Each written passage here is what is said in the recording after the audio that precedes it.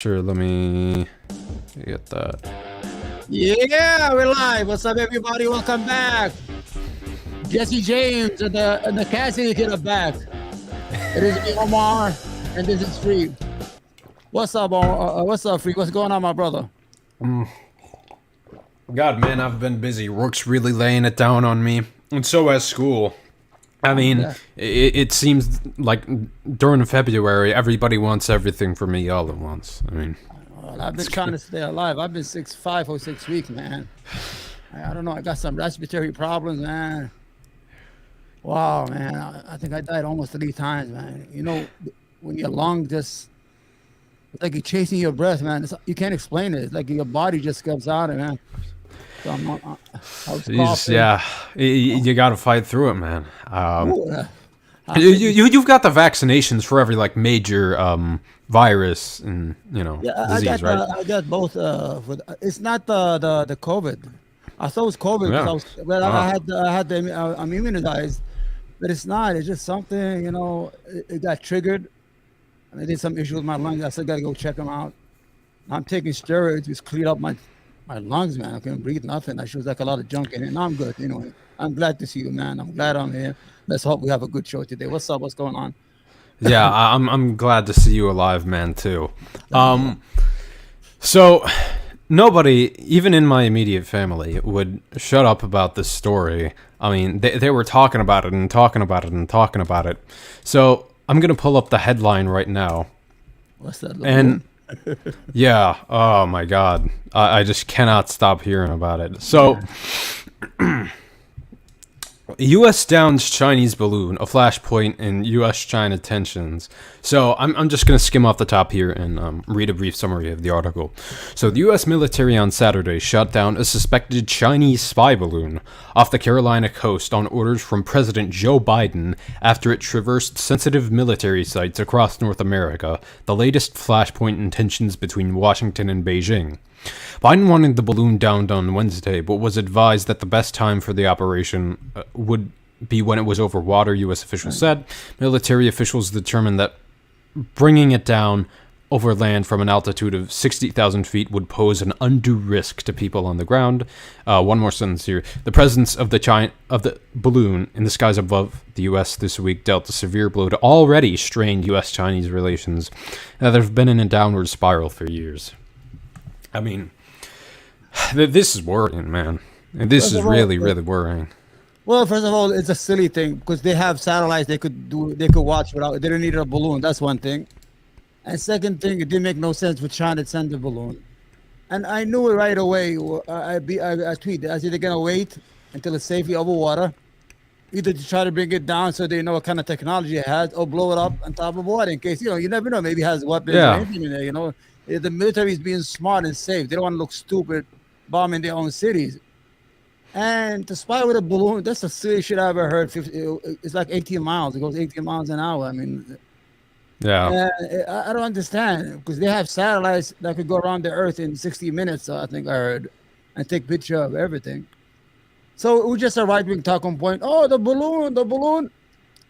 Beijing Biden. Yeah, guy shot it down. What do you have to say now? They kept on saying Biden is owned by China, man. He's cucked to the Chinese, as if Trump didn't, actively serve their interests when he was in office. Not to mention the fact that him and his sons have multiple bank accounts, I'm pretty sure, based in China, under the control of the CCP. But to get back to this matter specifically, a lot of people wanted it shot down, and Biden did that.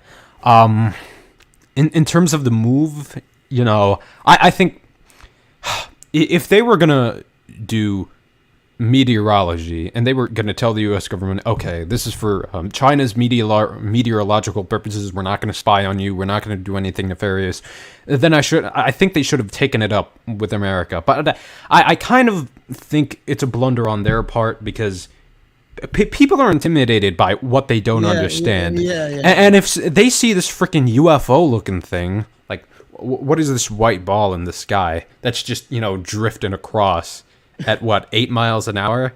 I mean, that's going to look suspicious one way or another. So look, on the one hand, I'm somewhat glad he You have to downed blow it up. because Yeah, because Republicans were using this as ammunition. Beijing Biden, he's cucking to China. But also, I hope relations with China aren't escalated because of this. First of all, people don't understand that it must have been a mistake. First of all, it was a public relation issue, and it was just a talking point for the assholes who have no agendas on our right side. And China made a mistake by doing that, especially at this time with relations are very tense. You don't need to bring a balloon, because ordinary people, they react to ordinary things. They don't know being spied every day and every minute with satellites in space, because they don't. What you don't see, you don't worry about. But when the average person in Missouri or Mississippi looks up in the sky, oh, the Chinese on top of us, that's a problem. And they just shoot it down. And people, China is not that big monster. China needs the United States. If the United States was to pull all of its investments like they did in Russia in one day, they will have a famine. Because the Chinese changed their way. They moved from rural farming to factory working. And if these factories leave, these people have nothing. There's no food. There's no nothing. You understand? So China is just a boogeyman. It's a boogeyman. There's nothing there. They're losing about 500,000 people a year. The economy depends on the United States and on Western countries. And they already saw what happened to Russia. They fuck around. The United States is not some scary country or scared of anything. They just do things a smart way. They were patient. See, they waited until the top of the wall and they shut it down. It was more of a public relation, I think, than it is. And what it did is it caused a lot of it distracted from the success of the job. The jobs, 500,000 jobs this quarter. The economy is doing great. 11.4 million jobs in the last 2 years. The unemployment is down since 1969. Hasn't been in 50 years or 52 years. Yeah, lowest in half a century. Yeah, so you got to give credit where credit is due, but they're not giving this guy credit. He's half dead. So I mean, he's still doing shit. He's better than the other asshole who spent most of his time. Are we gonna wear masks? We're not wearing masks. We're fighting over masks all over the United States while people are dying in hospitals and nursing homes. Bleach will fix you right up if you have COVID. Pulling out of the Iran nuclear deal and trying his absolute best to start another war. Not only bombing Syria, but unprovoked killing an Iranian general. I mean, he got paid for that. Absolutely, yeah. And also giving the Saudis as much money as they want to bomb, your country. They give $2 billion to jail. What do you think? That was the payment right there. Yeah, absolutely, man. Yeah, we had no issue with that guy. All of a sudden, he decided to kill him. Yeah, he was talking a big game about how. Biden too. They were both talking a big game about how we're going to hold the Saudis accountable for killing an American journalist, and nothing came of that. Because they literally dismembered Jamal Khashoggi. And what happens? Absolutely nothing. They look the other way. So much corruption in D.C. It's unspeakable. But here's a more in-depth look about the Chinese spy balloon. Let me close out this tab. Open this one up and present it. Here we go. Skip this ad. You can't skip this one. Damn it. Okay.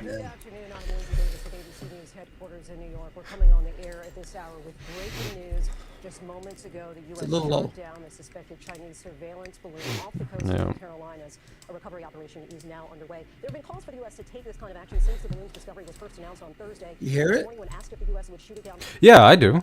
Okay, good. No. President Biden said we'll take care of it. Defense officials say the balloon was first spotted in U.S. airspace over Alaska, then seen over Montana. They were constantly hammering him about Beijing Biden. He ain't gonna shoot this down. Next day. Wednesday, where a brief aviation ground stop was ordered as defense officials considered shooting down the balloon. They decided to hold off, ultimately citing safety concerns for those on the ground. The balloon continued moving across the country, last seen over the Carolinas. The Chinese claimed that it was primarily a weather balloon that had floated into American airspace by force majeure. According to them, beyond their control. U.S. officials repeatedly said, though, that was not true, calling it a high-altitude surveillance balloon. The incident, of course, further sours relations between the world's superpowers. Secretary of State Antony Blinken. Oh, I think it just popped. See that? Relations between the world's superpowers. Secretary of State Antony Blinken postponing. I was hoping they'd be done. See what kind of technology it has. Yeah. You know what I'm saying? Yeah, they're probably going to keep that classified for a while, you know? Yeah. Or probably going to self-explode, you know? Yeah. Colonel Steve Ganyard. Steve, what are officials going to be looking for at this point? And can you explain the delay in taking this action? Yeah, Lindsay, they're going to be looking for the payload. The balloon's been taken care of. It's no longer a factor. But what they're going to look for is the payload that was attached underneath. We saw at least 16 solar panels that would have been powering the sensors that the U.S. believes was beaming data back to China. So you can be assured there's U.S. Navy and Coast Guard ships down below in the ocean waiting for that impact of that payload to start looking for the pieces to put that together to figure out what the Chinese were doing with this balloon over the U.S. Steve Ganyard, we thank you so much, and we do want to say that this video that we're looking at right now is courtesy of Fox News. Be sure to stay with ABC News and abcnews.com. I'm Linda Davis. We'll be back later with World News Tonight. All right. So, I don't know if we want to watch more, but I hope they're not up to something really They're not up to malicious. The Chinese will not dare fuck around the United States. They're not in no position. Don't believe the boogeyman. China is not the boogeyman. China knows the United States holds all the cards economically, military. They don't have no. China is dependent on the United States investment on Apple alone. You understand what I'm saying, Free? Yeah. They don't make anything. All the stuff they make is either stolen technology or American investments. You know how many trillions and hundreds of trillions of dollars American money's in China right now running around and keeping the economy propped up? Yeah, it's all American money, American labor that they're outsourcing. They pull out the same way they did from Russia one day when McDonald's closed, 800 restaurants and Starbucks 700 restaurants, everything. But everybody just left and say fuck it, and they forfeited billions and billions of dollars in investment. That's it. China will collapse. The Chinese economy moved from a rural farming economy to a factory-driven economy. So people are not planting foods like they used to, dependent on the land to eat. They are dependent on economic income. They need cash in their hand to buy from stores. So if you pull that away from them, it's over. You will create a famine right away. Yeah, absolutely. And I'm starting to think, there's a debate in me between, like China isn't a threat, or they pose somewhat of a threat on an espionage level. But I keep on thinking to myself on this side, we're their greatest customer, and without our business, they have absolutely nothing to go off of. They'll have to buy more from that Eurasian sphere with Putin in Central Asia and investors in Southeast Asia. Their money is a bit less stable than American investments, and I keep on thinking to myself, if we pull our money out of China, that's it. It's over. They're gone. Yeah. Look at if you go back 40 years ago, China was just this unorganized country with no real factory base, nothing. They had nothing. Poor. They had people under the poverty line, more than 500 million people, but they've been able to lift more than 300 million people out of the poverty line due to foreign investment. They make things for free. They work they work for $1 an hour, $2 an hour, $3 an hour for Nike, for Apple, for all these American companies, for all foreign companies invested. Once that money leaves, especially one time, it doesn't matter. It will collapse under its own weight. Because what do the Chinese make? They make 99-cent item for what? For Walmart? Yeah. The 99-cent store. What do you want? You don't go to the. Let me get a Chinese computer. Have you ever went there? Oh, let me get a Chinese car. You never did that. Have you done that? Huh? No. What do they make? Nothing. Just cheap stuff. And it doesn't even belong to them. It belongs to American factories, American-owned factories. It's RIP. Yeah, the only problem is that I don't like corporate America when they're building up an enemy for us to make a profit. Once that enemy becomes dangerous, like a Frankenstein, the monster's coming, but you made that monster. Yeah, and all your investments are still there overseas. Yeah, for profit. Making the widgets cheaper than American workers demand. They have 1 million Muslims, 2 million Uyghurs. The Uyghurs, they're all in camps. It's an absolute genocide. I mean, it's a bloodbath. Yeah, and our money, our corporate money, which we really don't have any control over the decisions these mega conglomerates make. Their money is there, and people are mostly silent about this. Obviously, there's Uyghur activist groups, but if we just brought back manufacturing, and not in, this performative way like Trump said he was going to do, where he just, got a few million jobs out of there, then immediately lost those jobs to COVID, and then did nothing about it. He was such an idiot. I'm sorry, Free. He was such an idiot. He put tariff on their products. He said, "We're making China pay. We're paying the American. You are paying." And what they did is they fucked the farmers up. They started buying soybeans, and they killed the whole farming industry here. And we had to subsidize the farmers. What he was doing is he was taking money from us who buy the dumb stuff, and taking our money from tariff and giving it to the farmers. So we're not winning anything. The whole idea is, you heard of the term decoupling? Decoupling? Yeah, I've heard of it. Well, it's an economic term for us in China. We're a couple right now. We're almost like a couple economically. They want to it's like a divorce. They are working on a divorce. They want to decouple and they want to separate all that entanglement they had on all that interdependent, because the United States realized in the end they were building a monster for the future. You understand? Mm-hmm. Yeah, they thought they were going to change it. They didn't change it. They thought they were going to give them capitalism, economic prosperity. It's still communism, whatever you want to call it. Oh, especially with this guy, what's his name? Xi Jinping. He's president for life. At least they had something. They used to meet every 10 years. They elect a different guy. They have some sort of change. I mean, you don't need that, man. But the shameful thing is that everybody was like, it's like, gotcha. American, look, we got the balloon. We scared to get it. We scared to hit it. We beat him. Mission accomplished. Where's the unity? What about if they invade us? What are they going to say? Oh, we will let Biden fight them? What the hell is wrong with these people, man? These are sick son of BS. Yeah. People, man. I mean, it's so obvious they want another war. With as bat crap insane as Trump's foreign policy was, and with how they're propping up China as the next international threat. They did this with India, then Middle Easterners and Pakistan especially, and in the 80s it was the Japanese. Who again just have all our investments. Yeah. It's sort of the same thing. It's always an Asian guy, man. I mean, are they jealous or something? I don't know. But anyway, that's that. I hope these China relations just don't spiral out of control. They're not going to spiral. They know. Yeah. The only thing the issue is that what they're doing is, I like happy. Hold on, give me a second.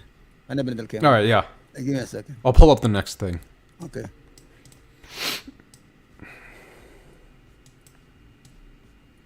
All right. So, the killing of Tyree. No.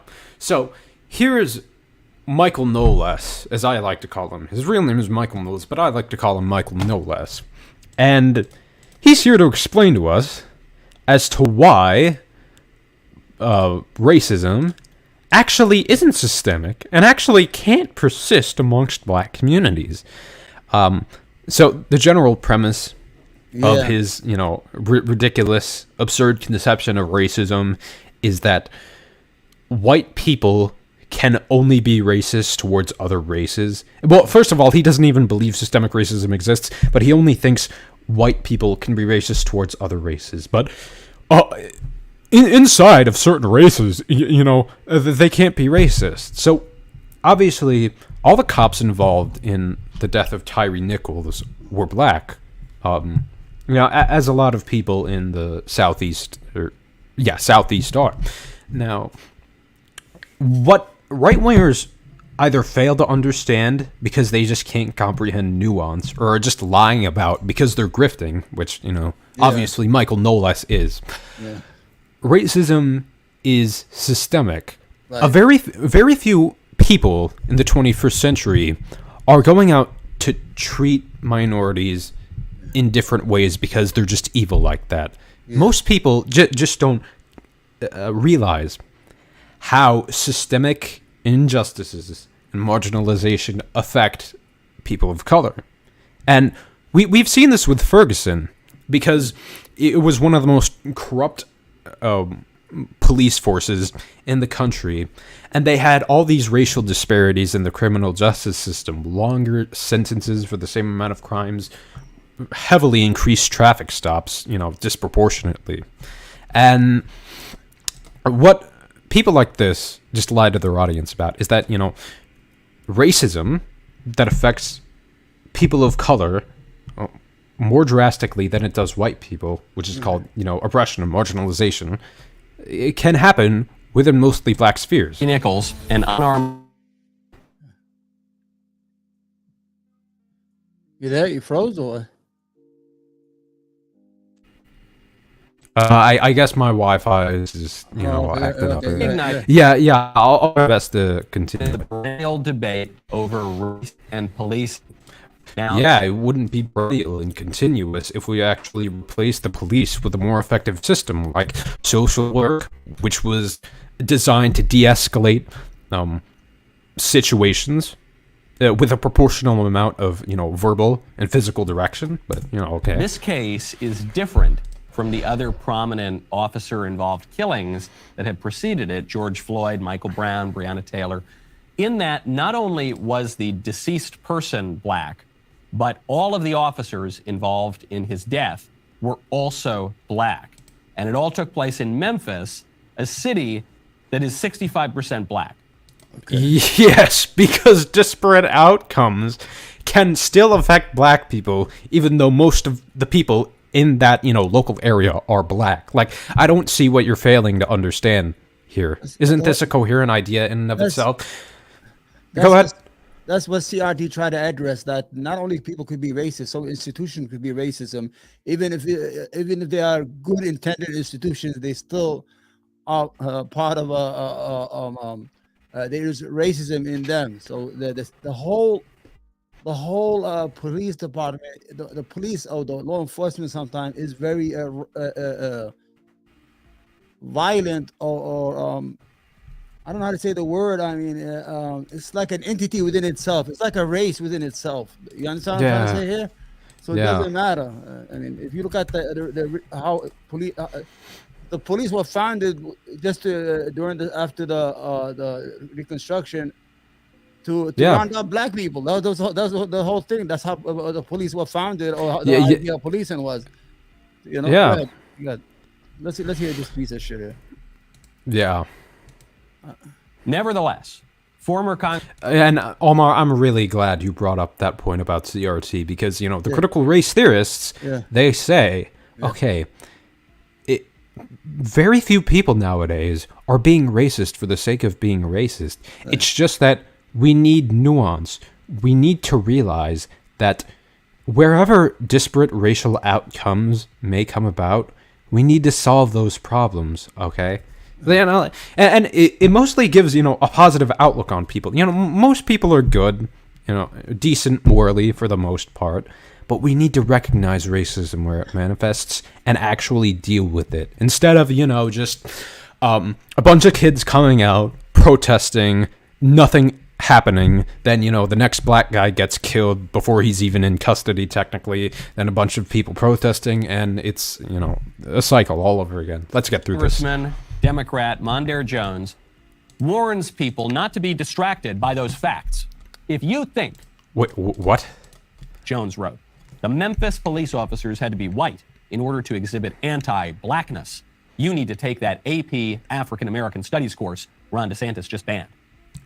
Yes, because if you actually look into the history of racism, a good chunk of it was reified. The institution of slavery and Jim Crow laws were reified by these, tokenizing black people who thought the status quo was better than actually, ameliorating racism. It's like Candace Owens, someone who's clearly tokenizing her identity for that oil billionaire grift money. And, she thinks the status quo is better than, anti-racism in and of itself. Yes, everyone involved was black, but they were still motivated by anti-blackness, which is just another woke buzz term meaning white supremacy. Yes, absolutely. The institutions we've propped up are fundamentally white supremacist, and we need to make them more egalitarian. We need to tear them down and replace them with a better system. Point out on social media. I got a message today for some white people. Oh no! Oh, I haven't pre-watched this. I'm pretty sure this is just going to consist of him, clip chimping, TikToks, because any just dumb TikToker can, go on the internet and say something careless that they haven't put thought into. I could go to the good liars on Twitter and get you all these dumb white people saying dumb shit like before. They didn't even know. I could have a whole show on them. So it doesn't really matter. The whole issue is, I want to ask you something free. I don't know if you noticed that most the America First or the racist assholes or advocate in some form of dog whistling are Italians and Irish. The people that were oppressed 100 years ago. They were called donkeys and wops. They used to hang Italians in New Orleans like black people. They lynched them like. Isn't Fuentes Cuban? Nick Fuentes? He's Italian. No, he's Mexican, right? Mexican Italian. And he's saying he's the Pharaoh of the white race. I mean, he would be kicked out if there was a purity contest. I mean, it's just insane, we have white people. He's Irish, all of them. I don't understand what's going on.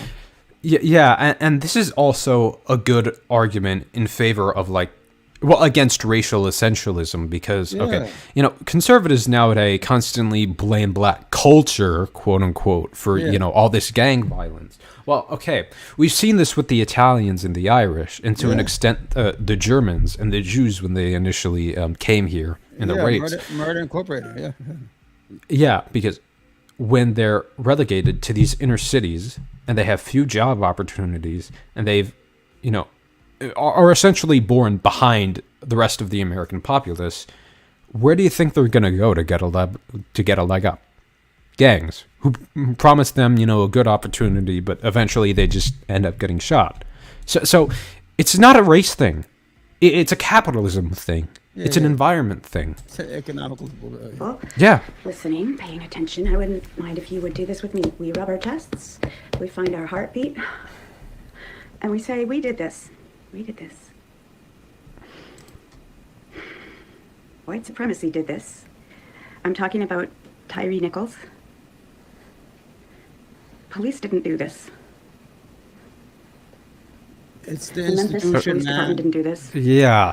I think what this person's trying to say here is that it fundamentally transcends police. Obviously, police did it, but what the police do is a greater reflection of our institutions and the way they're set up to reify white supremacy as an institution. White supremacy did this. So I think this could have been worded more carefully and more thought could have been put into it, but these are normal people. They just say what comes to their head. They put on the camera. They don't think it through.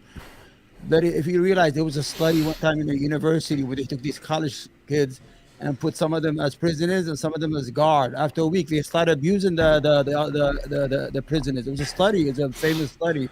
It shows you that people, when they have a little power over other people, it has nothing to do with color anymore, especially your own kind. They will abuse that power on you. You understand what I'm saying? Yeah. I'm pretty sure it was at some sort of Ivy League school. Pretty much all the kids were white, college age. I read about it a long time ago. It was a very famous study. And all these police officers that did the violence, they've been there 3 or 4 years, so they didn't have no real training. They didn't have no good oversight. I mean, it was like it was a gangland mentality what they did. And when you saw that video, it was shameful because the guy was saying it doesn't have to go. He was saying it doesn't have to go this far. I mean, there's no reason for what you're doing. The whole idea is that institutions sometimes could have a life of their own. So what I'm trying to say here, sometimes if it's not outright racism, it's the institutions that are racist, but not even racist, that are violent driven or intoxicated with power. Once they have that gun and that badge, whatever, they don't see the idea of white and black, whatever it is, because the way they beat him up was unbelievable. And they had another guy. See the guy they shot in California? He has no legs. Yeah, he stabbed somebody. Yeah, but they say he's trying to get away. Let him. How far is he gonna get away? Just let him run around where he has no legs. With his wheelchair. Yeah, let him get tired. Don't shoot him 6 times. I don't understand what's going on with. They're constantly trying to portray them as thugs. Okay, even if that is 100% the case, cops, even when people are in custody, they aren't supposed to kill guilty people either. That's outside of the cops' purview. Okay. Yeah, they bring people to the judge. They're not their own judge, juries, and executioners. And that's what these conservatives deliberately omit, okay? Because, it's fundamentally built on being a horrible person. Yeah. Conservatism. So just, Listen, The cops have been arrested. Yeah. They're presumed innocent until proven guilty, even though the video evidence that we have is pretty damning. But by the standard of the left, viral nobodies and prominent politicians alike, even if the cops are convicted, it wasn't really the cops' fault. According to No, I think it is the cops' fault, but how black people are disproportionately treated in relation to white people, that reflects the embedded racism in our institutions. And it's more of a subconscious thing, because not all people are deliberately, trying to, go to KKK rallies every Saturday night and just lynch the N-words. But it's deeply embedded in our systems, and we need to extirpate every semblance of it. That's what we're saying. On the left, the responsibility for Tyree Nichols' killing, and really for all the evils in the world, lies with white people and their literally who is saying that. System You're of not white, supremacy. Michael. You're Even not when white. The white. Yeah, Michael, go take a in a look. white ethno state, you would He's not be probably- considered, no, the pure-blooded. He's probably 12% Arab. The Arab were in Italy for 700 years. The Moors, they call them the Moors. Yeah. Come on, man. I just hate that when they got that jacket. When they play golf and they win that jacket. Every new ethnic group, they think they belong now. They wear that white jacket. We are the white people. We are the new white people. We got the deed to the United States. Michael, look at me. I'm whiter than I am. Huh? I'm whiter than I am. Believe me. You understand? And the whole issue is not being black or white. Not everything has to go down in color. These people, they race bait every day. Every day, what's it called? The Daily Wire. They will attack the Daily Liar, yeah. The LGBTQ community and race. LGBTQ community and race. This is their bread and butter. That's what they do. And that's what And it's mostly all just TikToks from users with 2 followers on that platform, and they pretty much don't cover actual politics now, besides, vaguely acknowledging, okay, this happened in the Senate, but look at this TikToker, this wokester lib. Isn't she really, really dumb? And that's all their content at this point. Because they're losing. In the end, the culture, they're going to lose it. Because people don't like people say no. People like when people say yes. You can do whatever you want, but don't hurt other people. Yeah. You can do whatever you like as long as it's in your privacy of your home. You can do whatever you want as long as you keep it to yourself. As long as your rights doesn't expand to another person's rights. You understand? Mm-hmm. Yeah. If your rights are within your rights, you could do whatever you want, my friend. I have no issue with you, as long as that I feel safe around you, that I don't interfere in your life. You don't interfere in my life. Then everybody could live and let live. All this Christian bullshit. They're all cocks, man. Who are the most of the cocks? All these religious assholes. Remember Jerry Falwell Jr.? Yeah. Oh my God. He paid $4 million to the poor boy so he could watch. I would have done that shit for $100,000. Shit. Yeah. They're all repressed, and they're all up to some weird shit with kids. What's his name? Matt Child from the organization? What is it called? CPAC. Yeah. You read about it? He's grabbing the guy's dick while he's drunk. Come on, man. These people are liars, man. They're hypocrites. Because they're fundamentally self-hating at the end of the day. Hypocrites. Like all that repressed gayness is eventually going to manifest somewhere. Especially if it's with people who don't exactly consent to having their dicks groped. Yeah. So Omar, have you seen that list I'm constantly posting on Twitter? No, I didn't of convicted Republican pedophiles. I'll bring it up later, but let's respond to this. Has been released. Officers Tadarius Bean, Demetrius Haley, Emmett Martin III, Desmond Mills Jr., and Justin Smith have all been charged with 2 counts of official misconduct, 1 count of official oppression, second-degree murder, obviously the biggest one there, aggravated assault, act in concert, and 2 counts of aggravated kidnapping.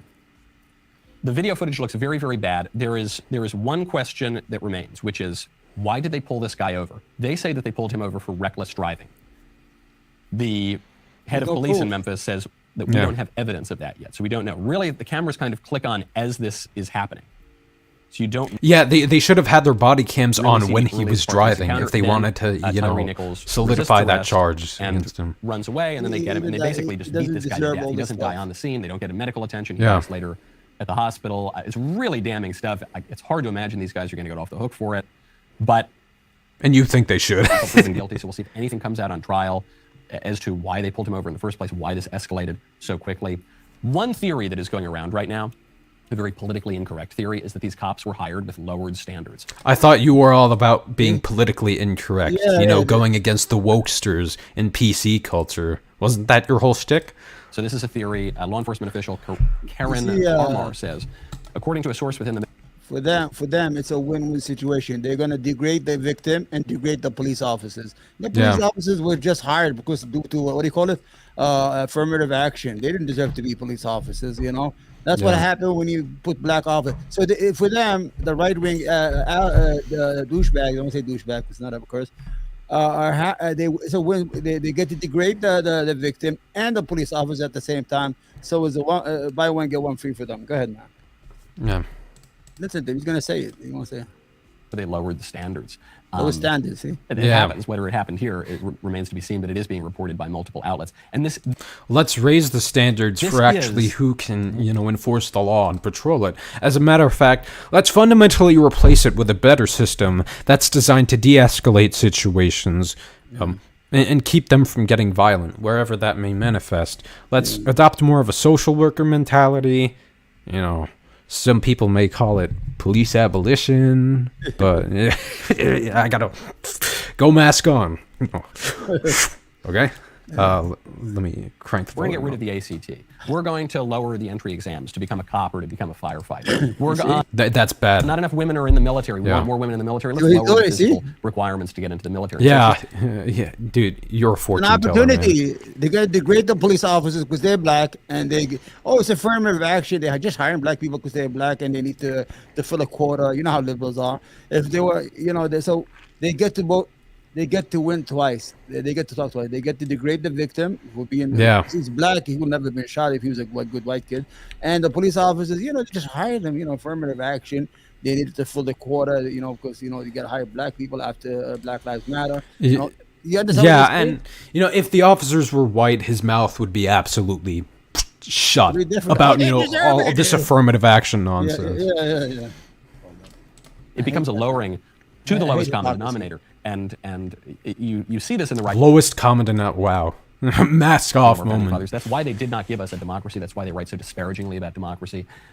It's why they didn't even give us quite a republic or just a representative democracy. Remember when they were invading Iraq and Afghanistan and they were constantly talking about how the U.S. was the bastion of Western democracy and how we were free and, gave people immaculate rights and we treated women good. Well, okay, they want the same society as those, barbaric, really puritanical forms of Islam. I'm talking about the Taliban form of Islam.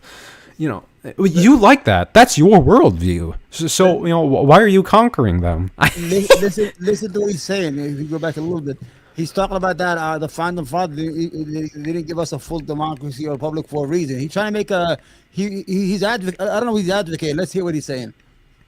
Just a little bit.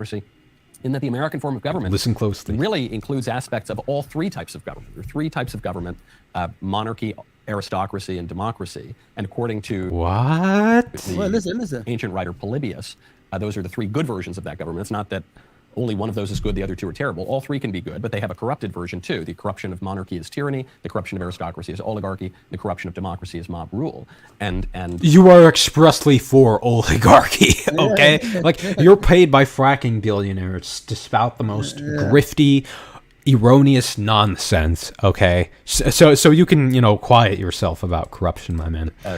He views this as a kind of cycle of regimes that is constantly going to evolve. So what the American founders and framers tried to do is establish a regime that includes aspects of all of them. You have a monarchical element in the strong executive and the president. You have an aristocratic element, certainly in the Senate and elsewhere in the government, a representation for the... And they'll constantly, shit on Biden for acting like a king or like an autocrat, so many contradictions.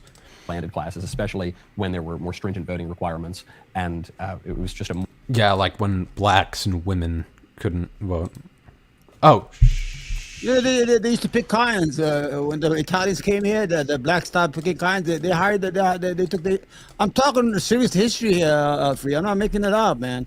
They were yeah. treated like Well, shit. it's true. They were considered black. Italians were not even considered white.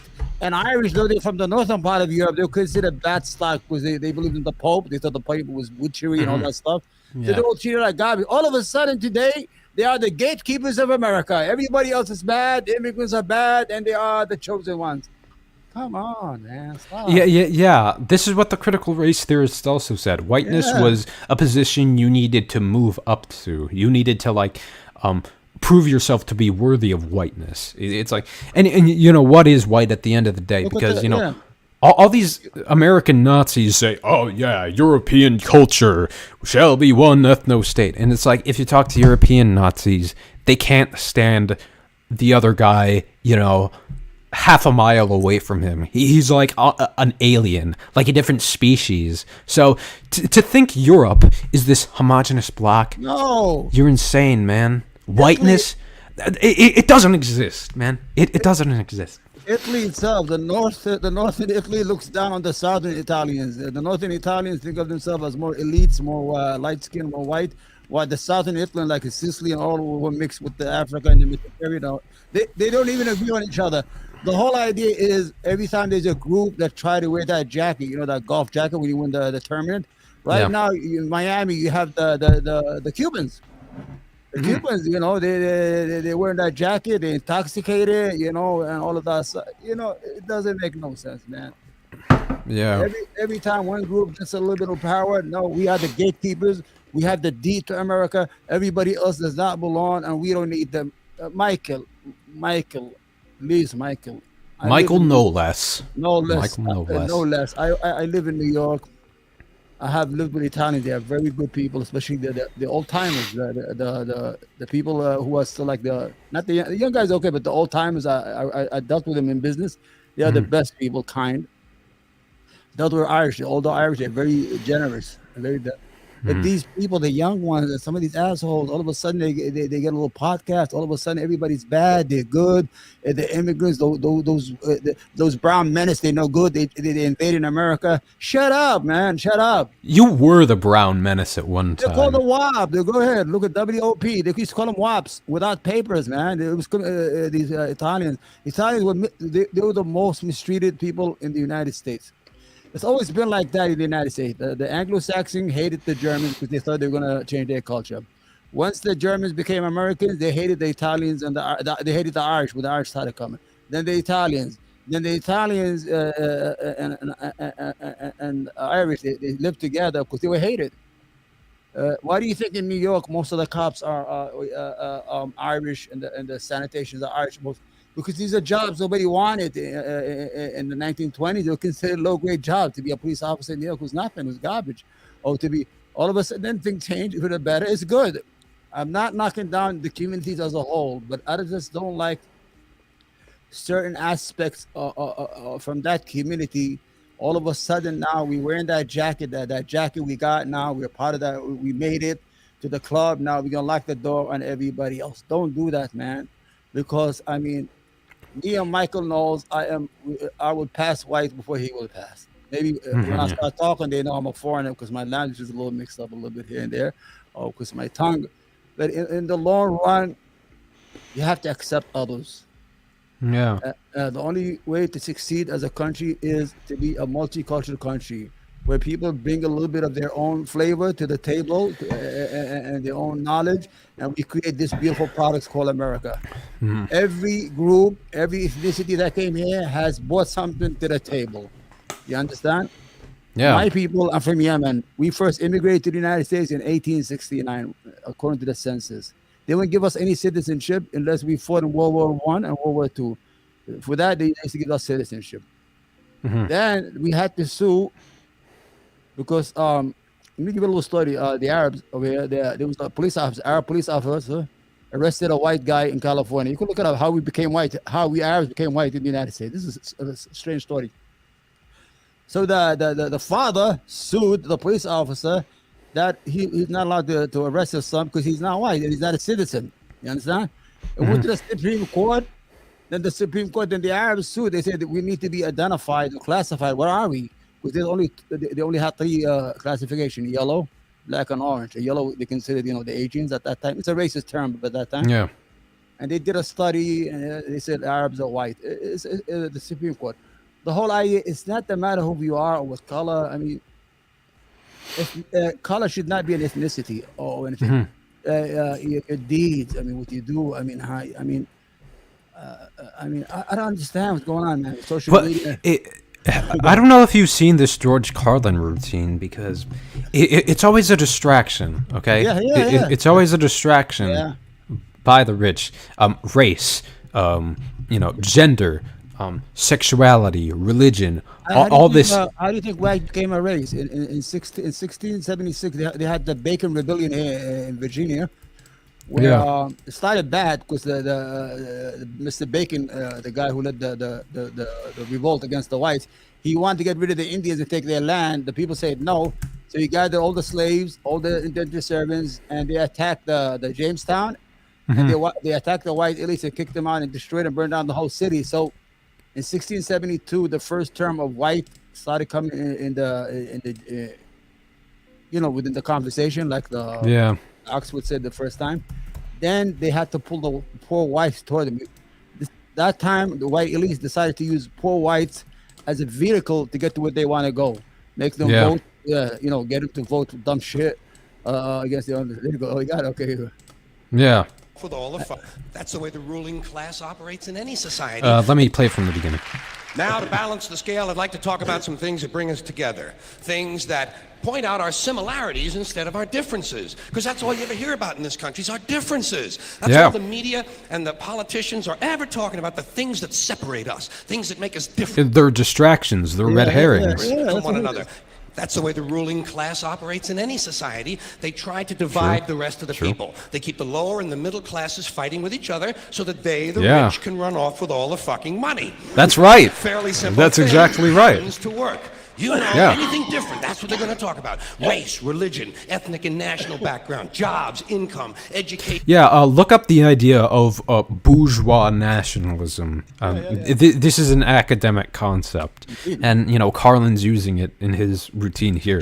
Social status, sexuality, anything you can do, keep us fighting with each other so that they can keep going to the bank. It's class, people. It's class, okay? I want to just finish this no less video because, we're at the end of it. This guy stops running right outside the frame of the camera. He can see the camera, too. He's a little bit further out. He goes, hey, guys, you want to come over here? I said, no. He goes, oh. Can you give me some money? I said, no. He goes, oh. He goes, can you pray for me? We said, yes. Yes, we can pray. Thoughts and prayers. I'll give you my thoughts and prayers. Every time one of these gun lobbyists and one of their shareholders and their executives, if one of their children gets cancer or something, don't give them chemo. Give them your thoughts and prayers, and your prayers and your thoughts and your thoughts and your prayers. Not anything effective, not anything that actually works. Just your thoughts and your prayers. And all these conservatives complaining about the wokies, the trans, the blacks, infiltrating their culture and how they're being manipulated. Maybe everything you hold dear is going to shit, but I'll give you my thoughts and my prayers and my prayers and my thoughts. Okay, well, I don't mean to disparage religion, but we can pray and at the same time get legislation passed, okay? Can we do both? I mean, that's what I'm saying, okay? Absolutely. And I kid you not, he goes, can you pray for me over here? he's I don't know what he's talking about at this point. Hey, come on over here so I can jump you and steal your money. This was 2 blocks off Beale Street, the main part of Memphis, okay? I think Matt Walsh is slightly dumber, but yeah. Crazy. So I don't think Memphis is going to be served by taking cops off the streets. I think probably Memphis needs many more cops on the streets. Oh, more cops. Oh, that's what solves crime. That's what solves crime. You see, you see where the sickness was? You still need training. You still need high standards. And you still need justice served. I mean, you can't. Don't you can't notice allow just- because they're black cop, they had no standards, they had no good training. Yeah. There was a white cop. Oh, wasn't that the guy was bad? He was talking back to them. They Yeah. had to defend themselves. Yeah, We it don't was, know he was a yeah, we don't know what thug. was going on before the cameras went on. He probably was, he had a knife in his hand. Those white cops had to react. But with the black cops, it's standard. It's affirmative action, and we got to mix the police station after Black Lives Matter. We had to hire anybody we see in the street. So it's all about bad hiring. You understand what they do? Yeah, This is shit, man. and this is a good argument against racial ethno states, because that's what this guy fundamentally believes. Okay, well, What you're troubles me saying is- that there's still disparate treatment of minorities even amongst these racially concentrated areas, these predominantly black spheres. So doesn't that mean diversity is fundamentally a good thing? Because okay, if racism persists even in these black spheres, and if we integrate, then that doesn't make a difference now, does it? It's almost like racism is beyond skin deep. It's more this underlying system that just needs to be extirpated from society, right? Yeah. But maybe that's crazy talk. Okay. Anyway, Dave Rubin. So I came down and I did a video on it just before. It's gonna come out tomorrow. Yeah, he has a short video on this. Oh, he talked about it. I have an issue with him when he tried to make fun of Ilhan Omar. He said she's married to her brother. We're gonna get to that. Yeah, that he's married to a fucking man. It's okay, But you know what I'm saying? He tried to make her look bad, and it was a debunked. Go ahead, man. You only want to go for an hour. I don't know if you want me to end this stream and then go on to my own channel to do it, but okay, let's go I'm on. willing to I'm willing to prolong this stream because okay, you want to get off at around 7:10 or something like that because that'll be an hour, and I'm just willing to go another half hour or so, Okay, yeah, I can He is a you woke continue, that's leftist it. who's Yeah. That'll completely work broke better. and So I don't have to, restart the whole thing. Then No, continue okay, on. you are completely broke through woke. You make everything about race. Here he is talking to Wait, we are not making everything about race. Okay, we're just critiquing these systemic inequalities that have persisted for generations. Okay. New York City Mayor Eric Adams about the death of Tyree Nichols. Now, Tyree Nichols is the black man who, by every estimation, was just unjustly killed by 5 black police officers. They were all black. There were no whiteys involved. I mentioned that. It's almost like racism, systemic racism, actually even exists in majority black spheres. This thing no longer. How could that be? Okay, but of course, when 5 black officers kill a black man, it has to be, of course, racism. Here's Don Lemon. Okay, Let me Yes. ask you, the Chief C.J. Davis, in my interview with her, she said that all the officers being black, it takes race off the table. Do you agree with that? No, I don't. I think that I understand what the chief was saying, and I think she really handled this situation in a very professional way. She moved swiftly. She ensured that those officers were removed from the department. She took all the necessary steps. But I think race is still on the table. When a culture of policing historically has treated those from different groups differently, even when the individuals are from that same group, that culture can still exist, and we have to zero. It's the police as an institution. It needs to be replaced with something better. Yes. Something committed to due process instead of jackbooted thuggery. The police were founded under the premises of racism against black people to round up the slaves in the South and these free slaves who were just hanging around. They had no jobs. So the whole institution was founded on racism or on white supremacy. And these black people are just, or these black officers are just reacting because critical race theory tells you it doesn't. Racism is not only individuals; it's even even people want to do good. Even with Absolutely. sometimes you are really it's bad. You understand? Mm-hmm. So institutions are individuals in a way. In a way. Go ahead, Bob. Yeah. Individuals collectively, that's what makes up institutions. Yeah. And honest about it and making sure that we. I mean, this is why I came around to affirmative action because, okay, we know hiring disparities exist between whites and blacks in a lot of employment sectors. So you know, to be anti-racist and to be more egalitarian, maybe we can, you know, give people a leg up. It's just what I'm thinking. You know? Properly trained police for the realities of the cities that they are policing. Do you realize how crazy this is? There you have. Yeah, the fact that you're grifting for an oil billionaire check is very crazy. Of Eric Adams, who happens to be black, and Don Lemon, who happens to be black. I don't care that either one of them are black. I really don't. Right. And I generally don't care about the color of police officers, and I don't care about the color of the perpetrators. If you break the law, if you threaten people, all those things, it has to be dealt with. Yeah, he also mentions, I don't care about the colors of the perpetrators, and also mentions that they were black officers, you know, because he did that earlier. He's dishonest, because if he's dishonest on himself, he's going to be dishonest on other people. If he's willing to latch himself to right-wing organizations and be a part of those organizations that looks down on him and see him as a bad person, or people or that frowns on his behavior or his lifestyle, and still latch to these people, he has no self-respect. You cannot respect a person like that, because if you don't respect yourself, no one does. You understand? Yeah. Ben Shapiro said he wouldn't even go to his fucking wedding. He wouldn't give him a cake. He wouldn't give him nothing. Don't right to his face, man.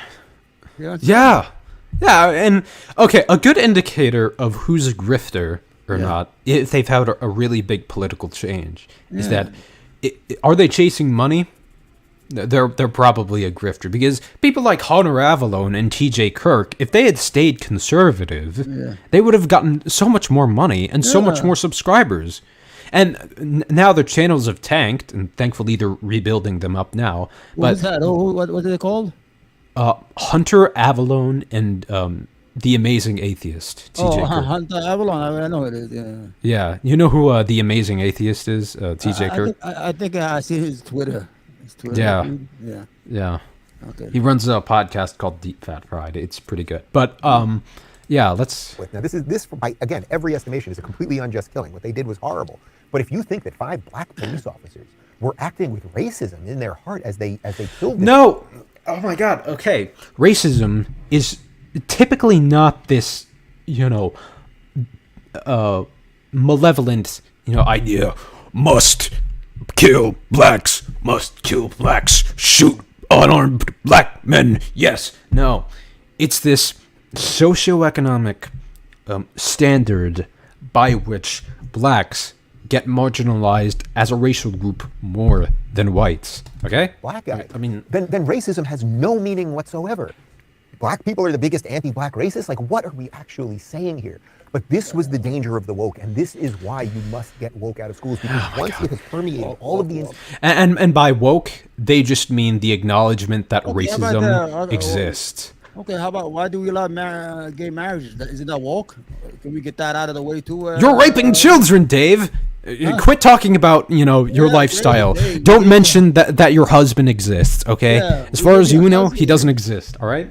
We gave you a husband, Dave. We gave you a husband, man. We made you legalize. We legalized your life. We made you feel secure, and you could inherit your husband, and your husband could inherit your insurance, man. Yeah, and he's working against the people who gave him that tax break, okay? It's all about money. Chill out, man. I have no respect for him. Nothing. You understand? Nothing. Yeah. And, you know, by woke, he means, 1, the acknowledgement that, you know, any racism whatsoever exists, and 2, the acknowledgement that any queer people exist. Because, hypothetically, okay, let me bring up something you wouldn't expect. Logo. Let me bring it up here. So, hypothetically, if you showed this in a school, you'd be charged with a felony. In Ron DeSantis' Florida. Yeah. Gotta love it. Gotta love it. Italian, right? He's Italian, right? Yeah. Yeah, I see. I told you. And, you know, I'm pretty sure He's an idiot. He lives in a bubble. See, I could tell. Yeah. He's goofy. He became a little, you know, more of a... He started talking, you know, after Trump built him up a little bit. But if he gets out of that bubble, if he travels outside of Florida, it's not gonna work. He's running for president for Florida right now. That's it. Gas stoves he's protecting. working with guys, whatever, especially the curriculum in school. Omar, I have a gas stove, all and have. it doesn't seem like anyone's actually coming it, for yeah. it. Could it be that this is all a right-wing lie Bullshit. to drum They up absolute They BS? are empty. They have nothing to tank. They have no ideas. They don't have nothing to offer society. Nothing. Yeah. They have people without ideas. Once you have taught a generation of young people to think everything is about gender and race and those immutable characteristics, you can get them. No, okay. The only thing we're preaching is that, okay, we need to accept these people. And because they're not accepted, they get disproportionately affected as groups by people like you. So, it's almost like the right actually, focuses on gender and race and all these distractors so the bourgeois can run off with all the frickin' money. Isn't that it, Dave? Call me crazy, but I'm starting to think the real issue is class. In the 90s and 80s, people stood bigger against gays and homosexuals. They used to attack them and until people change their mind. You have to imagine of course everything's about bigotry and race, but you have to tell people when no is no and yes is yes. You have to protect everybody. But Dave Rubin has not even an inch of self-respect in his whole body. I mean, they have mistreated him time after time, called him out every time, and he doesn't care. Even when he declared that he's having 2 babies and they were coming down on him, he blamed the war cause. The war cause, shut up, man. Nobody gives a damn if you bought 2 babies. Yeah. All right. Absolutely. So, you want to depart now? Yeah. All right. I'm tired. I had a good time. I'm glad to see you, man. Absolutely. I'm glad, man. I'm glad you're alive and doing. I don't know how to leave. I'm just gonna leave from here, right from the bottom. Yeah. Just click out if you want. All right, take care, man. Good luck. Yeah. See ya. So, I'm actually gonna take a break, but I'm gonna continue for a few more minutes to cover the Ilhan Omar story. So, all I'm just gonna do is use the bathroom and finish Dave's video up because, we're going to have to take a look at, how Ilhan Omar was absolutely disgustingly mistreated by House Republicans in particular. They voted to oust her from the Foreign Policy Committee and the Foreign Affairs Committee, and that was absolutely disgraceful. So we will be back in...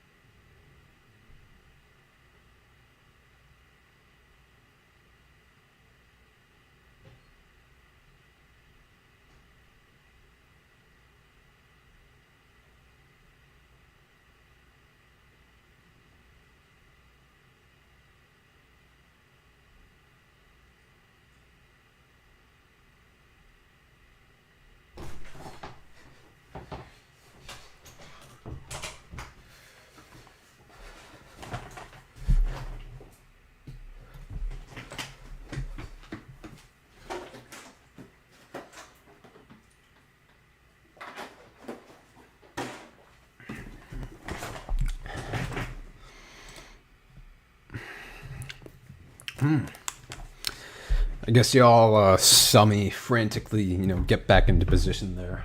But we're just gonna finish up this grifters video. Crazy bullshit that you want. Okay, so that's the outro to prolong his video to almost 3 minutes. But let's get to the Ilhan Omar story. Let me pull the link up. So, if you haven't heard, Ilhan Omar, I believe a Somalian congresswoman, has been ousted from her respective committee. I think it was the Foreign Affairs Committee specifically. Yeah. And even though she was a good voice for this, she ultimately got ousted, from that position, which she should have been in. House Republicans in their razor-thin new majority are expected to vote tomorrow to like remove 4 Democratic seats. Congresswoman Ilhan Omar from the Foreign Affairs Committee. If successful, it would make her the 3rd Democratic House member to lose a committee assignment. Congressman Adam Schiff and Eric Swalwell were blocked from House Intelligence last week. Republicans claim as their reason some specific remarks that Congresswoman Omar made in the past in criticizing Israel, remarks she has apologized for. But the real reason is simply vengeance by Kevin McCarthy against him. No, yeah, the reason they keep on defending Israel is because, obviously, the AI PAC sludge funds, I think it is, keep on, paying them money, and it's a profitable grift for House Republicans. So that's the real reason. On behalf of the extreme wing of his party, to which McCarthy is entirely beholden. Revenge against Democrats for stripping Marjorie Taylor Greene and Paul Gosar of their committee assignments back in 2021. Well, let's be clear. The reason why a majority in Congress, including some Republicans, voted to remove Gosar and Greene was for threatening violence against Democrats. Not only did Greene spread dangerous and racist QAnon conspiracies, but on social media she endorsed executing top Democrats, while also suggesting that the Sandy Hook and Parkland school shootings were staged. Gosar was expelled months later for posting an anime video. Absolutely unhinged from reality. Depicting him killing Congresswoman Alexandria Ocasio-Cortez. And they claim the left is uncivilized. Apologized, nor need they, apparently, because they, and not the supposed speaker, are now in charge. And joining me now is Democratic Congresswoman Ilhan Omar of Minnesota. And I did remark when you came in, you are surprisingly nonplussed. And I'm shocked this woman is from Minnesota. Jesus Christ. By what is happening. But has to be an urban district. I mean, come on, you make of this revenge tactic by Kevin McCarthy? Yeah, I mean, they've been on a vengeance tour. And, they've been very clear. Well, they always are. I mean, they're rooted in contrarianism to any and all social progress. Tonight, when the rules debate was happening in the Rules Committee, you did this, and we're going to do it without context. It's very blatantly clear. When we removed those 2 from their committees in the last cycle, it was because they threatened violence against members of Congress. And it had nothing to do about their work on committees. It had nothing to do about opinions that they might have on policy. And what they have done now is deny Eric Swalwell and Adam Schiff their committees because they disagreed in the way in which they let the impeachment against Trump. So this is extracting revenge for Trump, their master. And certainly, I mean, I've been a target for them from the beginning. As you remember, McCarthy himself made the promise before I even got sworn in back in 2019. Donald Trump came into my state in 2016 when I was one. Yeah, they're just, presupposing that she should be ousted from that committee. They're just arriving at that conclusion and then rationalizing as time goes on. For the Minnesota House and said Somalis are infiltrating your state and our country. Okay, can Somalis not be Americans? You remember Marjorie Taylor Greene coming to Congress in 2019 before she was a member of Congress and saying that Muslims should... Yeah, she was like this Facebook troll. So fucking weird. Marjorie Taylor's election, if you read into it, will really, really, really fucking test your faith in humanity.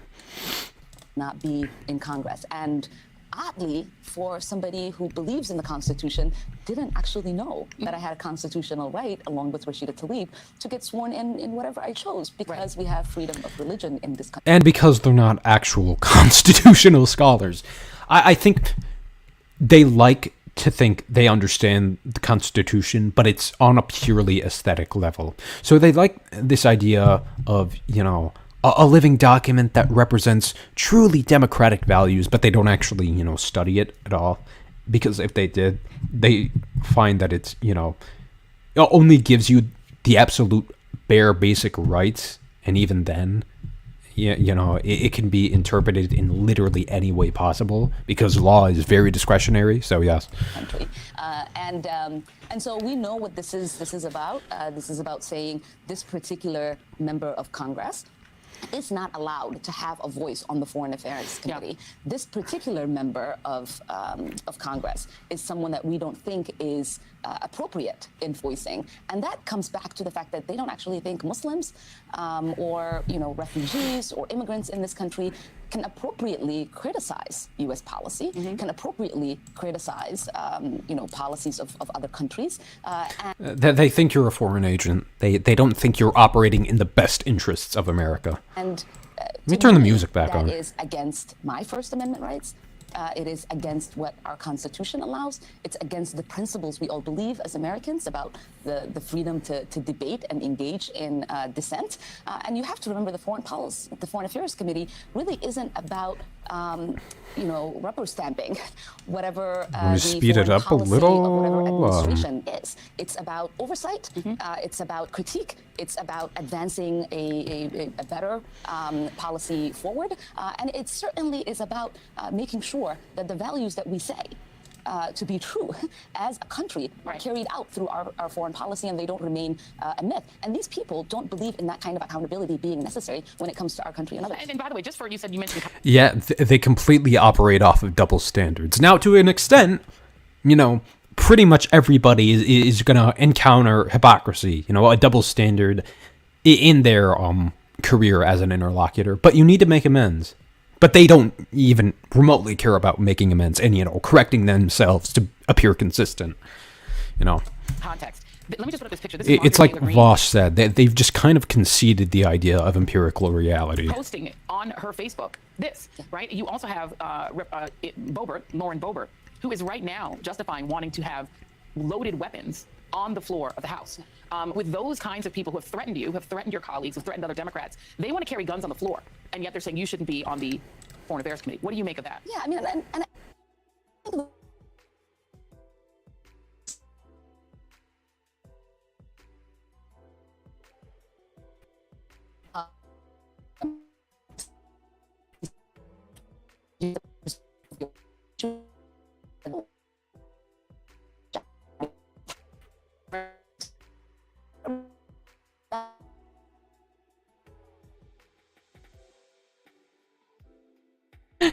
Congress people subject. Okay, a subject, for those of you who don't know, is a rational agent. Okay, now, are we doing this cost-benefit analysis when we vote, when we tweet, when we say our political opinion and, you know, spouse it on a website like you? Because clearly that's not objective. As a matter of fact, I actually don't think politics even can be objective. It doesn't have the capacity to be objective. Fundamentally, and, you know, at a core philosophical level, you get to the point where you say, okay, this should be because I like it, and because other people like it. And that's how it should be. So, if any of y'all have, you know, an issue with that take, come into the stream. In allowing Muslims, how is she supposed to carry out the objectives of, like, the Patriot Act? And you have somebody who essentially has threatened you, threatened other members of the squad, now potentially carrying guns on the floor. I mean, sadly, can you imagine someone like her overseeing oversight on Patriot?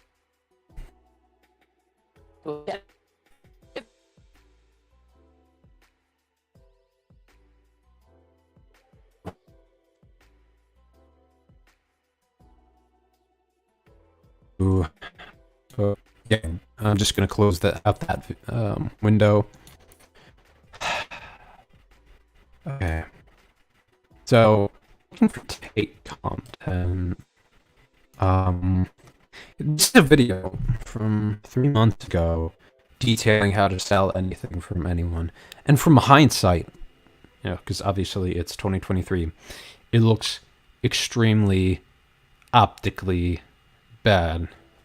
watch a video about this, Chinese balloon thing. Omar does not think it's a threat at all. I think China does have some geopolitical leverage over us, but all our money's in them. And if we do any sort of economic warfare whatsoever, it's totally going to backfire on China. So I'm leaning towards the idea that, China's not really a substantial challenge to the U.S. But yeah, so I'm just trying to think to myself, what are some other current events we could possibly cover? Because we've gone past, the Ilhan Omar segment. We've gone past the Chinese spy balloon segment. So I'm just trying to figure out what to do. Okay.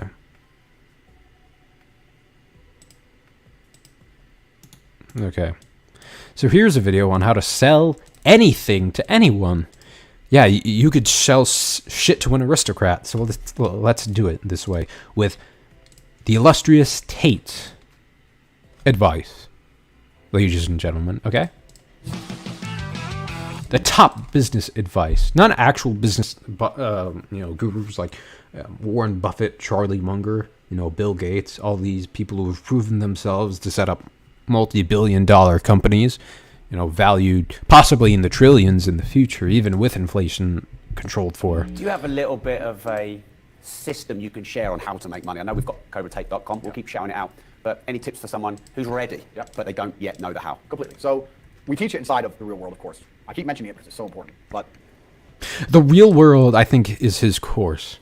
And, obviously, the real world features descriptions on how to pimped out trafficked teenage girls on webcam businesses. Yeah. There are 3 keys, I believe, to making money. The word of the day. Fraud, coercion, and manipulation. And you can use all those to set up a trafficking business, can't you? First one's perspicacity. Most people go through life and they do not pay attention. I've said this before and I want to stick by it because it's so important. You need to pay attention to every single time you spend money because you cannot make money. You're not the Federal Reserve, you're not government. Governments make money. All of us take money. Wait, no, okay. They don't make money. They can put more of a currency into a money supply, like, M1 and M2 respectively. But there's really no such thing as making money so long as it's minted. I mean, money is just a quantification of, I'm trying to find the word, realized labor time. That's what money fundamentally is at the end of the day. And, for one to acquire money, they had to exert effort in some sort of way, or I guess just sell something, fundamentally. But really the only way to quote-unquote make money is to just mint more of it. But somebody else or a business or a government, we take money from other things. So the easiest way to learn how to get good at taking money is to pay attention to every time someone takes money from you. So next time you buy coffee. Wow, okay, what absolutely fucking profound business advice. Just pay attention to where money is going and don't let it slip out of your hands, dude. What a profound businessman. Don't just buy the coffee and drink it and think nothing of it like every brokey. Don't do that. Say, okay, why am I buying this coffee? Okay, I want a coffee. All right. Why am I buying here? Well, this is on my way to work. Is there any competition around? Do I also want breakfast? Do they sell breakfast? No, they don't sell breakfast. They could probably make some more money if they're selling breakfast. Anyway, I walk in, there's a long line. Why is there one member of staff? I'm low on time. I'm about to leave and not buy the coffee. They're about to lose money because it's taking too long. Most of the people in this line are businessmen. Why is there not a cute girl behind the counter? I bet if they paid a cute girl a little bit more. Blah. People coming here to talk to her. Oh yeah, cute girls that you can pimp out on OnlyFans. Who you are, of course, coercing into doing this job, of course. But, God. And then what you'll do is, as you go through life, every time you spend money, is you'll realize the problem is not how to make money. The problem is how much time you have. Because there's endless business ideas. There's endless ideas. Money is a quantification of time. I had this argument with my parents a couple of years ago, and they said money is time. That phrase is absolutely true. And I think of myself as an idiot now for not, conceding it. Let me check this chat. I watched a Destiny video where something did a deep fake of his calling his fans dumb. I honestly think that Destiny does, believe that some of his fans, are this, lowly, inferior, like student types. Like his audience are student types, and I think he feels they need to be educated by him. But that's just the general vibe I get from him. Obviously, I can't really back that up with the mountains of evidence, but it's just a feeling. To a coffee shop, and by the time I've walked out, I already know exactly how to open up next door and outcompete them head to toe. I already have worked out how much is the rent, where are they fucking up, what are they not selling they should be selling, what are they doing good. What, you can literally just determine rent based on looking? Well, like, obviously a ballpark estimate, yes, but the exact amount, abso-freaking-lutely not. What are they doing bad? This chair is too hard. I'll wreck them. And I'll send it, and now my network is so powerful, which is the second point network, I can send a few messages on WhatsApp. Who the fuck is thinking, wow, you are really a Machiavellian psychopath? Okay, dude, who could I put behind the counter to make this business function optimally? Oh my god, this chair is too comfortable. Maybe if we, actually implemented a better model, this would be, absolutely fantastic. We need better decor. We need a better location entirely. We need better tables. We need golden crusted toilet seats. We need fucking bleach in the drink so people don't feel dirty. Like, okay, literally nobody besides psychopaths is overanalyzing their world this much. When people just get up, which is the context you just gave, Tate, they're not looking for anything that needs to be optimized. They're just saying to themselves, that should energize me for the day. Okay, I'm off to work, and then I'll go back home, take one good shit, go to bed, then repeat the process all over again. And that's that. Like, this really indicates to us who he is. 2 months later, there's a brand new coffee shop next door with my name on it. Put him out of business. So the first thing you should pay attention. Because it's that easy. Yeah, just anybody can instantly accumulate the capital to open up the coffee shop, especially next to another coffee shop and outcompete them. Yeah, that's totally a legitimate view of reality. If you pay attention, you'll start to learn that money is everywhere. Every building is owned. God, Omar should be here because he's an actual businessman. He actually has experience in this. But so we're not Destiny saying Tate, but it was a fake. No, and yeah, Tate legitimately does believe his audience are these idiots. Tate is a grifter. He because what people like Tate and Jordan Peterson do is that they just espouse these absolute vague platitudes, the most substanceless advice, and then, put it in a nice, neat little, package of an alpha male, that profound father you didn't realize you had, and, they just sell it as self-help to these disillusioned young men. And I feel that's where Vosh and Hassan come in, because we need that type of masculinity, obviously, a better forms of masculinity, but, on the left. These are skyscrapers. Billions. Every apartment nowadays is a million. You drive down a street in London, you're driving past trillions of dollars. There's money everywhere. Do people think this is profound fucking advice? Yes, okay. Virtually every piece of effort, every construction, everything, especially tangible things, out there, money has been put into making them. How is this profound in any sense? It's all around us. When I was broke, I thought that the world was broke. I thought that there was no money. I never realized. And then I got rich and realized that I was completely utterly wrong. There's so much money. It's everywhere. If I go to try and buy a plane or a jet. But yeah, because there are a lot of people, and a lot of people work for a living. How is this revelatory in any sense? 6-year waiting list. I want a Bugatti. They launch it. The email comes to my email address. 2 minutes later, gone. Like, there's so much money. If I want a diamond watch or a million. Look at the Bugattis! They've got a lot of money! Look at the skyscraper, tons of money! And for you audio listeners, audio exclusive listeners, making this motion of my mind blowing because this is so not profound at all. How are people invested? $1 million watch or $1 million bucks. You can't stuff. There's so there. Once you get an echelon, you realize there's money fucking everywhere. So there's plenty of money.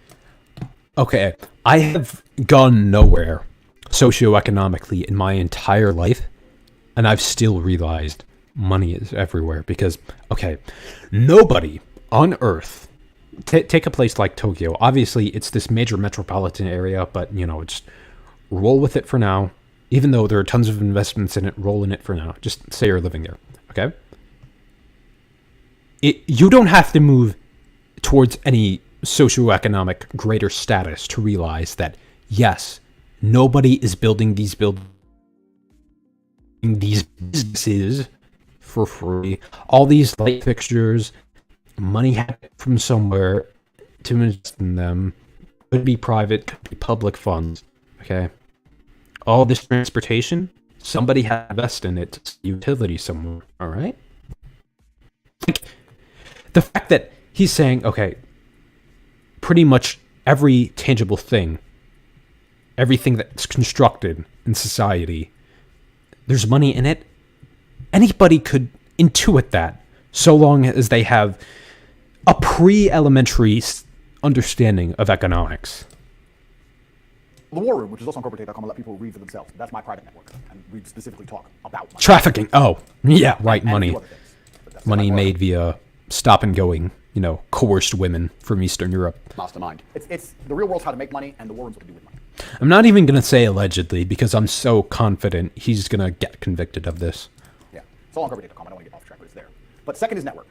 And third is to identify the reason why you don't have as much money as you want so far. And there's one of 3 reasons. You are either lazy, stupid, or arrogant.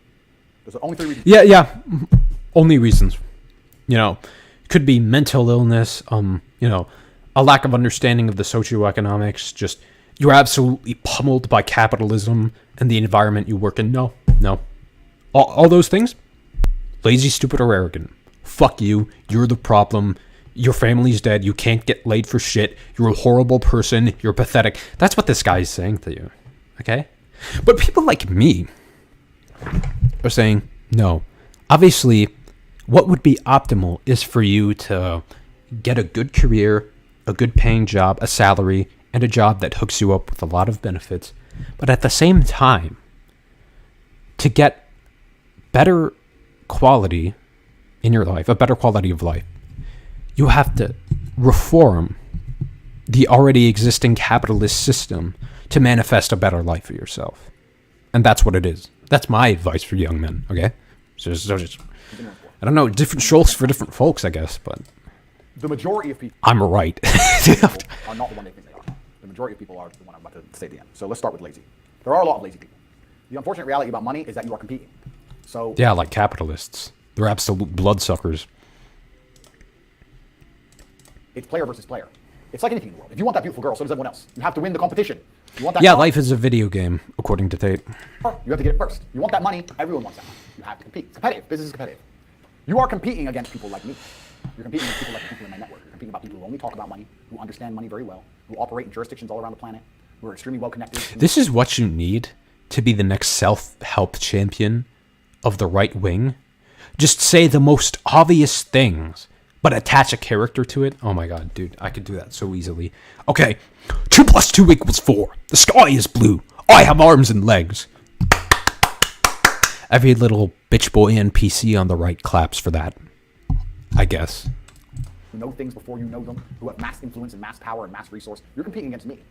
This is what you must understand. You're not waking up going, I want to make some money. You're competing against people like me. You're competing against billionaires. Is it safe to say I'm competing against you? Because you've said that over and over and over and over again. Against hedge funds? How do these hedge funds keep growing? Where are they getting that money from? Competing against fucking hedge funds who haven't invested in me but someone else? I would have never fucking thought, dude. Donkeys! They're robbing you! They're robbing all the poor people from the pension fund, dummy! That's where they get it from. This is who you're competing against. So the competition is absolutely and utterly fierce. Understanding that you're a man with a small pistol up against a mighty army. If you want to add a little bit of laziness on top, you're fucked. So when I say people are lazy, they go, I'm not lazy, I work hard every day. You work 8 hours a day? You work 8? The fuck? If I'm awake, I'm working. I'll be driving my Bugatti Chiron through Dubai, working. I'm texting at the same fucking time. I don't take a second off. I don't take a minute off.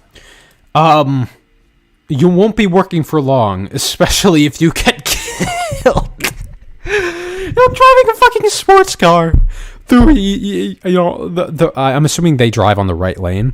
The right lane in Dubai, you know, like fucking doing shit on his phone, like working. Because even if that's true, which it's so obviously not, he's clearly action faking. Also, you know, just a quick aside, this is the best freeze frame to pause on with Tate's face. Maybe I should use this in the thumbnail.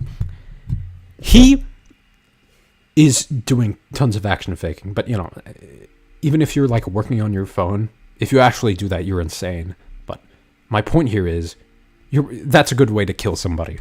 I'm just saying.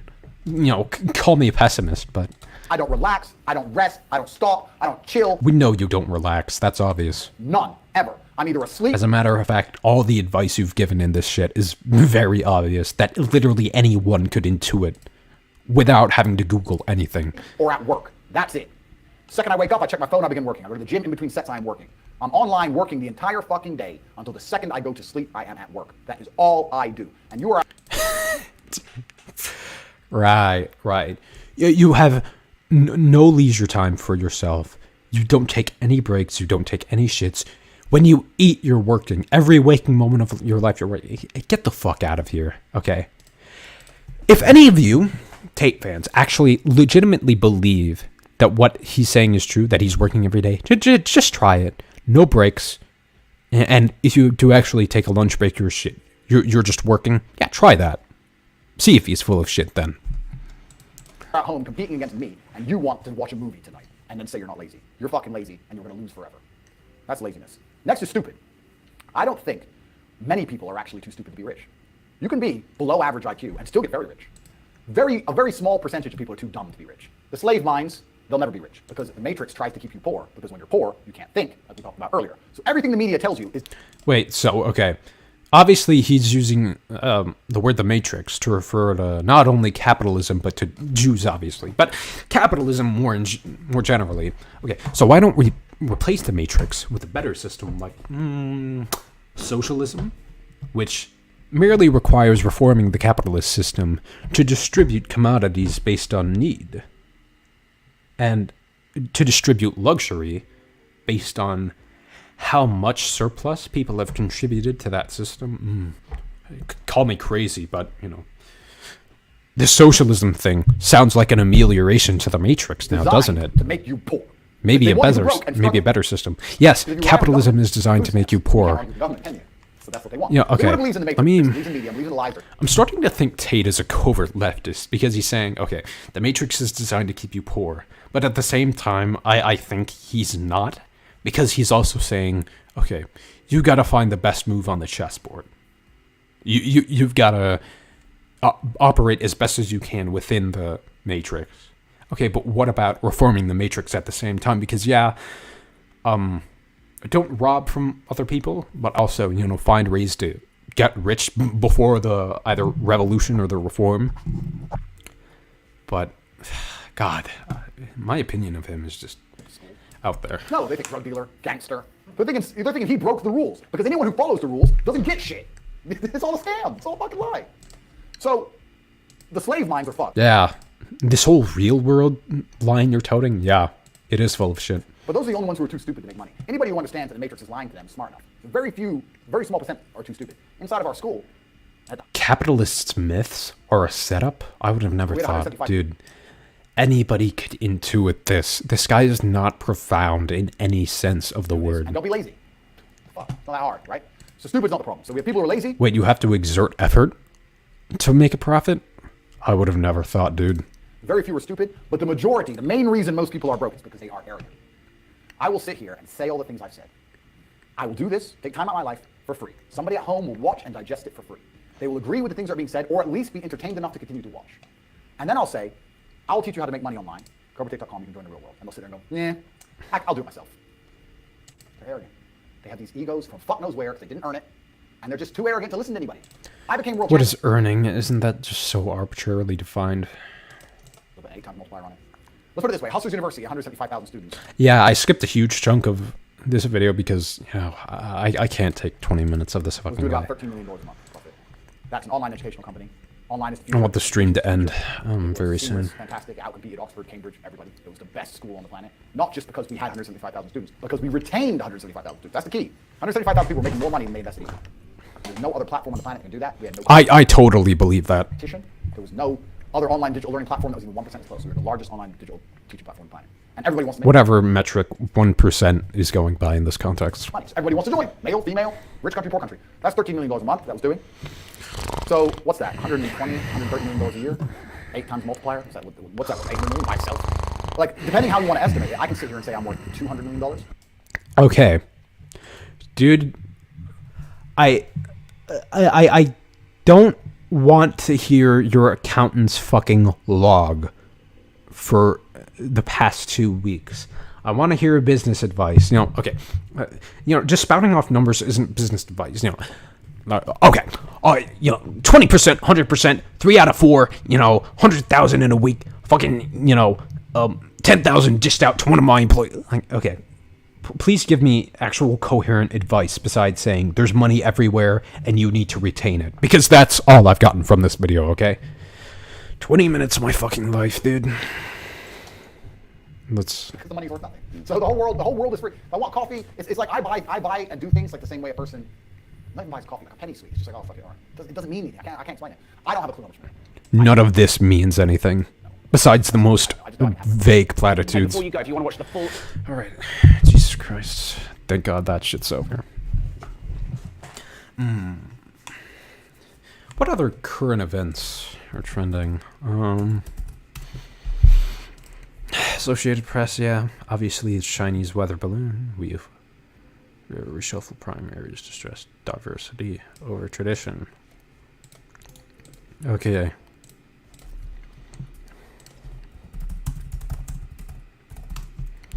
So the Dems are moving the caucus. Shuffle.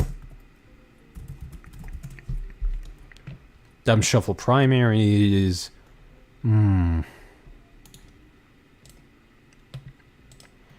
MSNBC. What's going on here?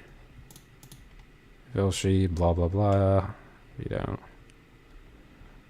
Yeah, they're covering the meteorological balloon, or so Beijing says. You see, the problem here is that I just don't want to cover any random PragerU video because I want it to be relevant. Certain topics are fresh in your mind because if you start watching a political video that nonetheless is political but is off topic from what is currently in the media and trending, there's kind of a disconnect and your mind has to readjust to it. Iowa, maybe. Here, this is something.